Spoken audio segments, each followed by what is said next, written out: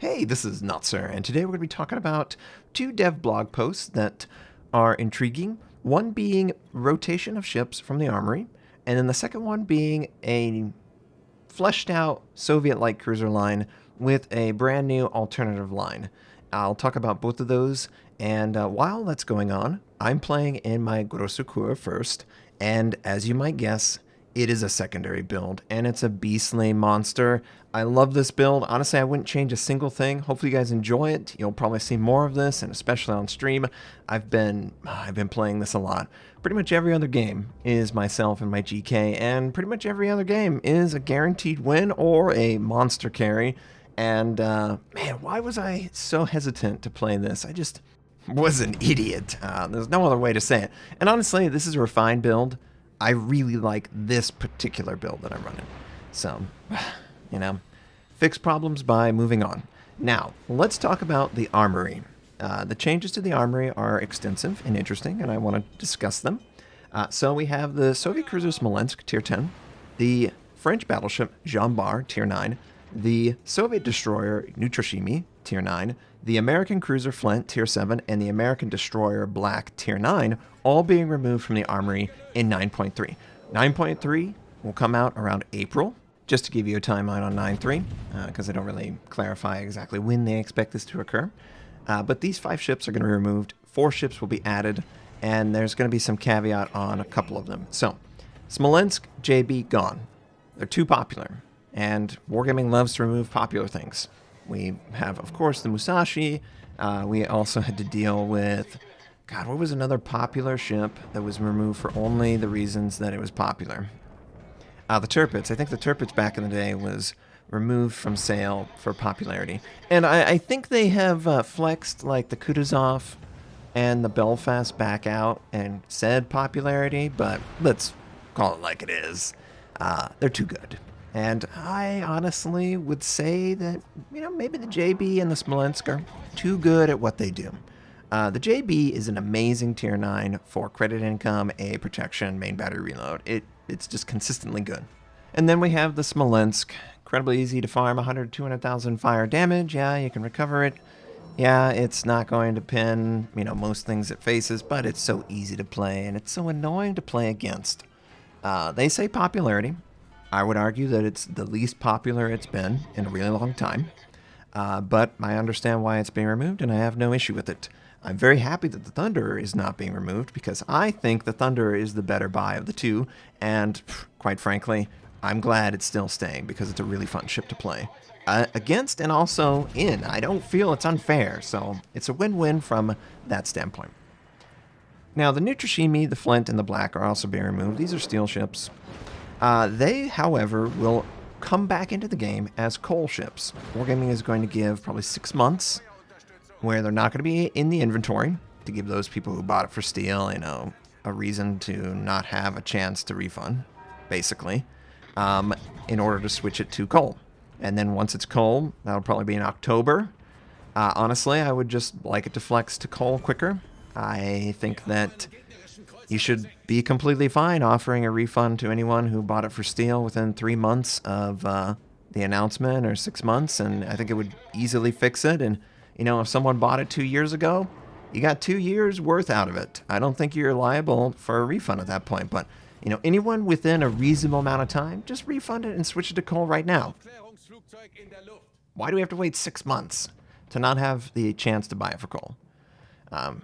You're not going to get me to buy it for steel. I can guarantee you that. So you might as well move up the timetable a little bit.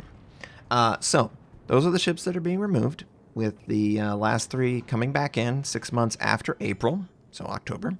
But also, Wargaming is adding 4 ships. We have Marceau, the French DD, Tier 10. It's going in for coal. We have the Japanese battleship Yashima, the Tier 10 Super Yamato. It's going in for steel. Kind of not surprised, but also kind of disappointed. We also have the Japanese destroyer Haiti that is going in for free XP, because you guys voted on it. And then the European destroyer Small N, Tier 10, the radar one, is also going for free XP. So there's going to be 2 European DDs for free XP. Interesting. I think that that's all fine and dandy. I don't know the exact cost. Marcel's getting nerfed. Yashima I haven't played. kind of surprised that they're talking about the Oshima in 9.3 when we haven't even had a chance to play it yet. Hayeti, Small, and all the other ships I've tested, but I haven't tested the 6-gun 510mm Yamato. And I want to see the Oshima and see how that plays. But so far, we don't know, and I can't really tell you if it's worth the steal. I expect it's going to overpin a lot, and they nerfed the secondary gun range, so you can't play it secondary. But I don't know more than that. Haven't been able to play it. So that's the development in the Armory. Let's talk about the Soviet cruiser line, because this is a very interesting topic. There are people who hate it, but I'm someone who looks at it from a gameplay standpoint, and I agree with all of the recommended changes that they're going to be doing. So the Soviet cruiser line right now is not a light cruiser line, even though the development of it is pretty much a light cruiser line until Tier 10.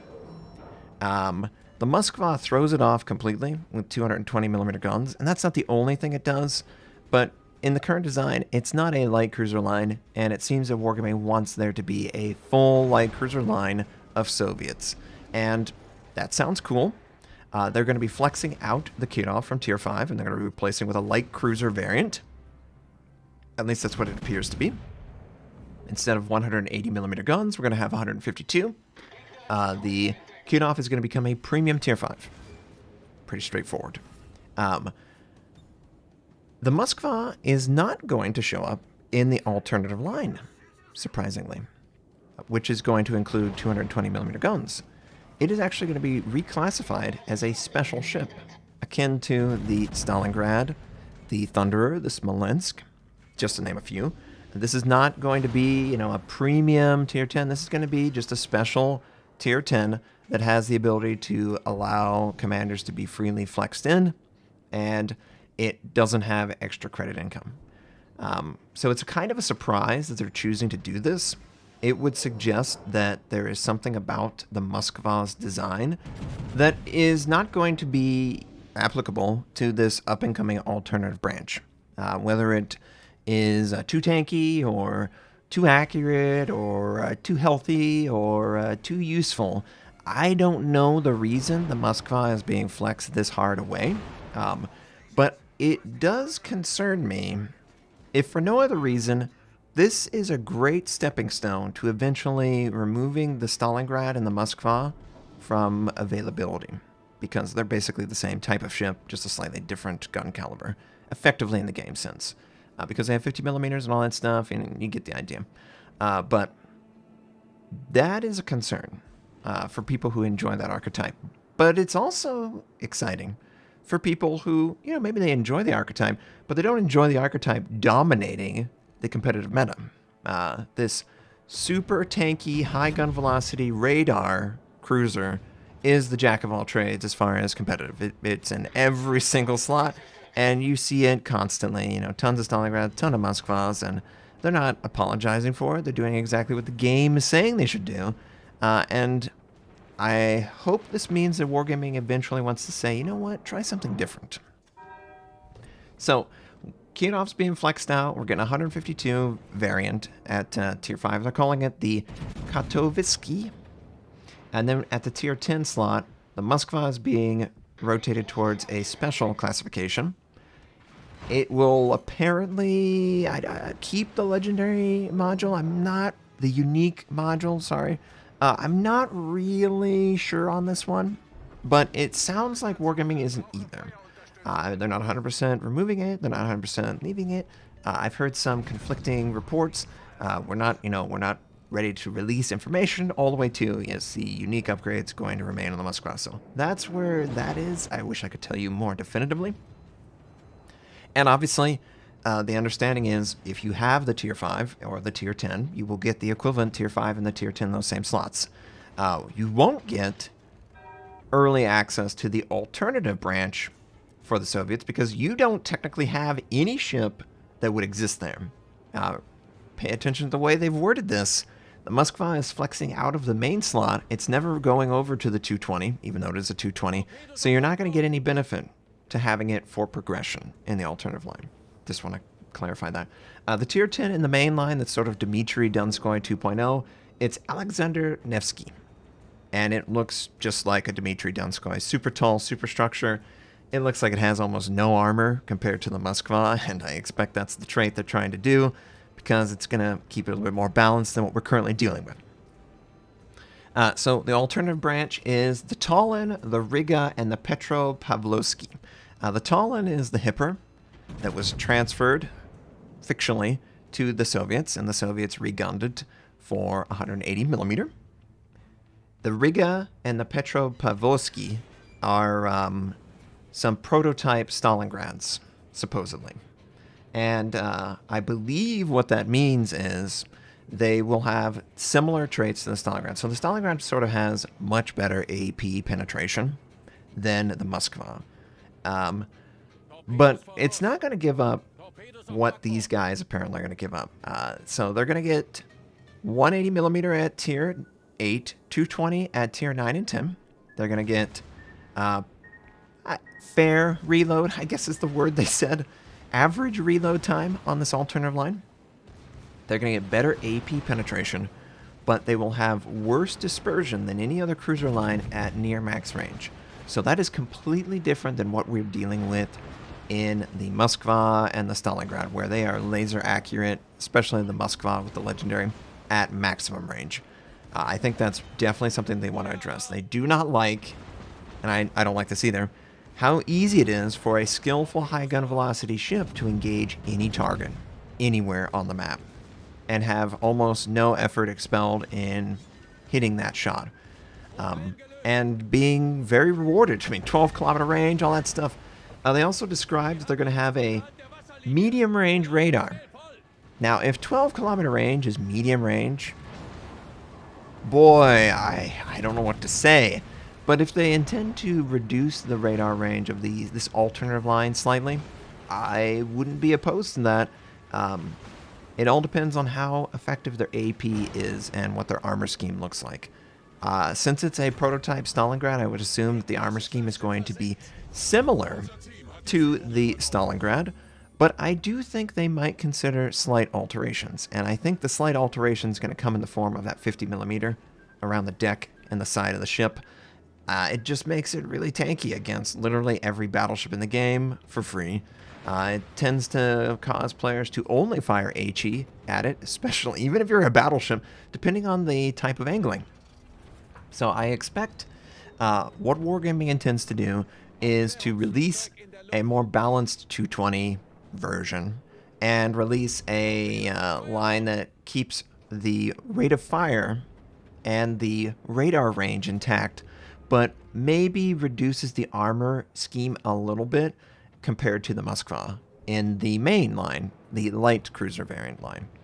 So, you know, they sound like they're going to be different, but we don't know how actual different they will be. You know, Wargaming has talked about dispersion patterns being harsher on some of these Soviet ships, but when we look at the Kremlin, it doesn't look very harsh, accuracy-wise.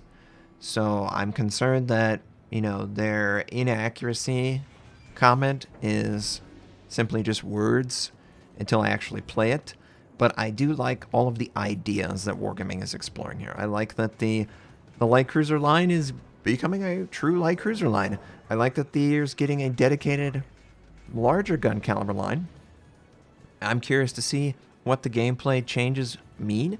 And I also like that the Kirov and the Moskva apparently are still staying in the game for players that enjoy it or want to get it. You know, moving the Moskva over to a coal ship, that's a great choice. I don't know how long that will last.